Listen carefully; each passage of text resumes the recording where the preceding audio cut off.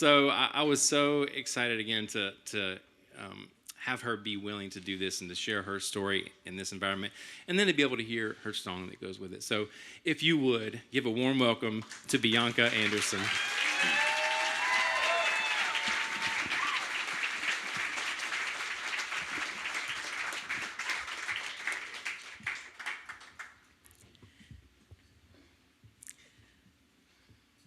I never knew a song could save me until the night I received a phone call that shattered my entire world, turning my sister's favorite lyrics into my lifeline.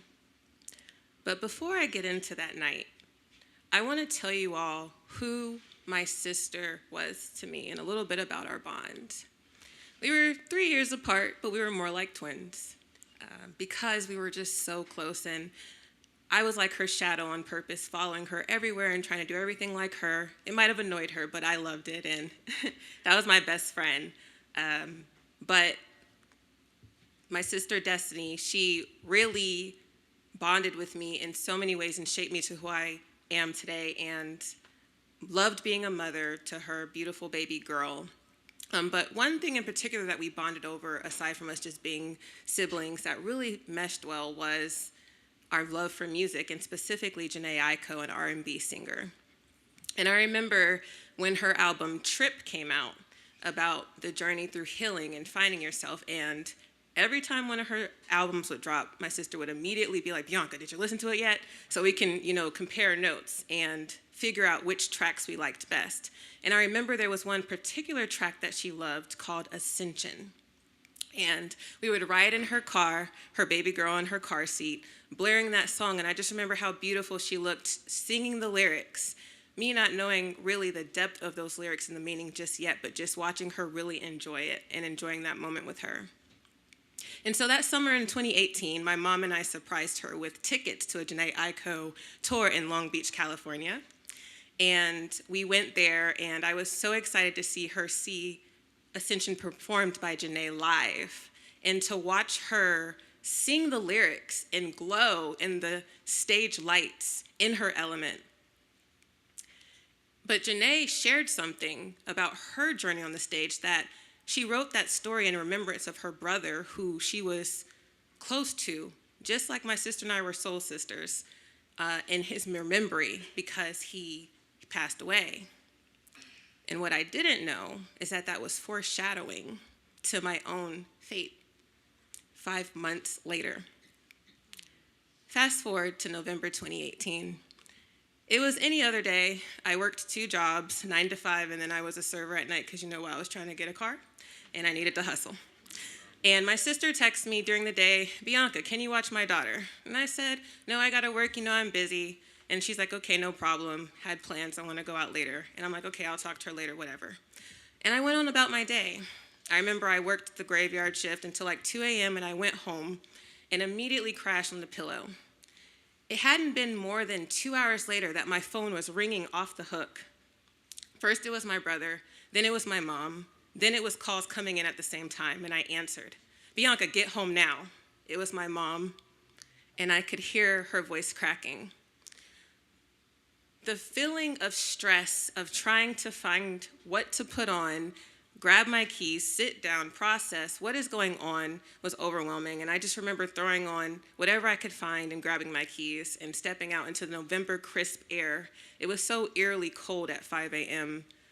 and I could hear almost the leaves fall as my heart was racing, and I did 90 all the way down 75 to my mom's house.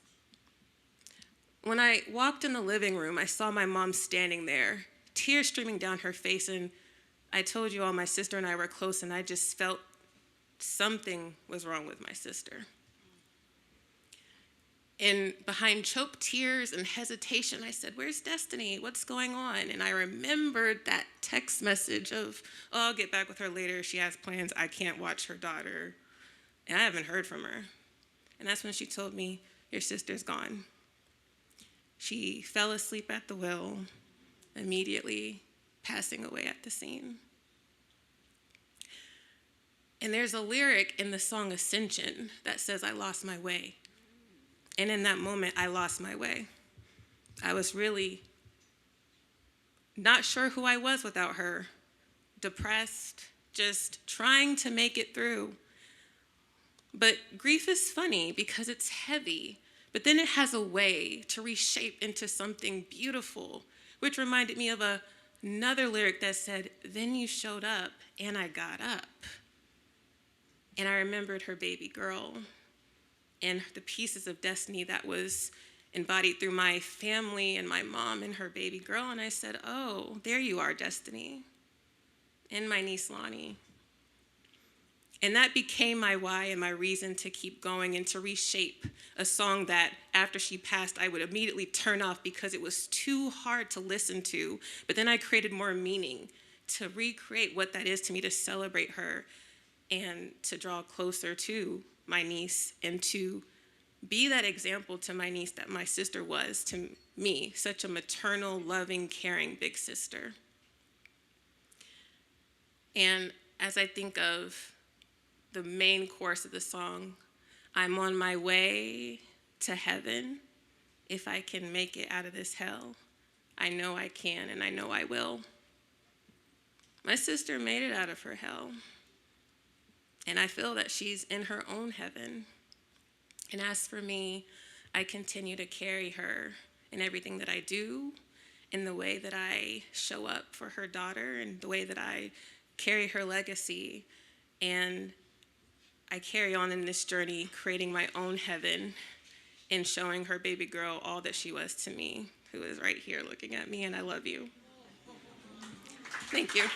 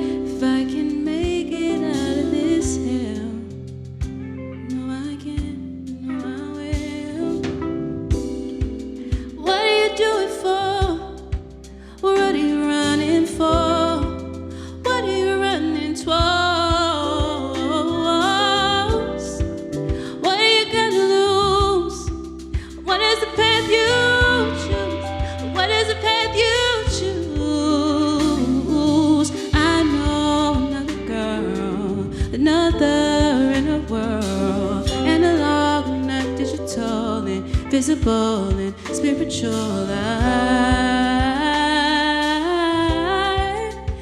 Now I got alone.